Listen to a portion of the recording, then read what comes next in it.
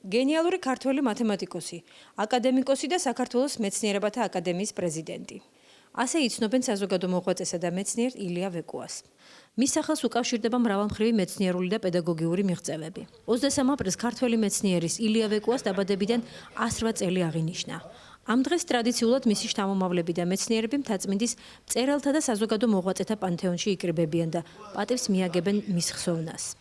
რთული იყო გზა შეშელეთიდან მთაწმინდამდე, მაგრამ აფხაზეთელმა გენიოსმა ილია ნესტორიძე ვეკუამ განვლო ეს ურთულესი გზა ძალიან ღირსეულად, თავისი უდიდესი ნიჭისა, უდიდესი შრომის და ენერგიის დაძაბვით.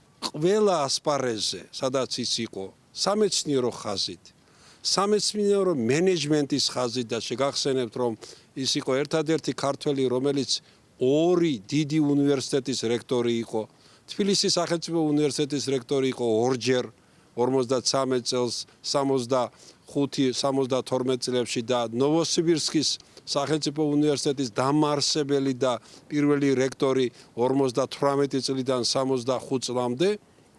ასევე საქართველოს ეროვნული მეცნიერებათა აკადემიის პრეზიდენტი 72-77 წლებში ის ყოველთვის ყველა ასპარეზზე იყო წარმატებული. ყოველწლიურად ამოვდივართ მის დაბადების დღეს 23 აპრილს, როდესაც მრგვალი თარიღები სრულდება მისი დაბადებიდან, ჩვენ ვაწყობთ საერთაშორისო დიდ კონფერენციებს, ხოლო 1984 წლიდან ბატონ ივან ნიკიყორაძის წინადადებით და ინიციატივით ჩვენ ვაწყობთ ინსტიტუტის სემინარის, რომლის პირველი ხელმძღვანელი ბატონ ილია გახდათ, გაფართოებულ სხდომებს.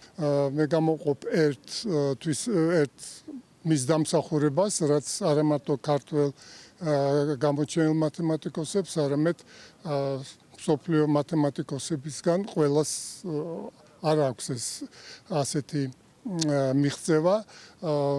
ჩვენ მათემატიკოსებს გვაქვს Mathematical Reviews, სადაც ხდება ყველა მათემატიკური სტატიის მიმოხილვა და მას აქვს კლასიფიკაცია საგნების და ერთ-ერთი მიმართულება არის ბერსის და ვეკუას ტიპის განზოგადებული ანალიზური ფუნქციები.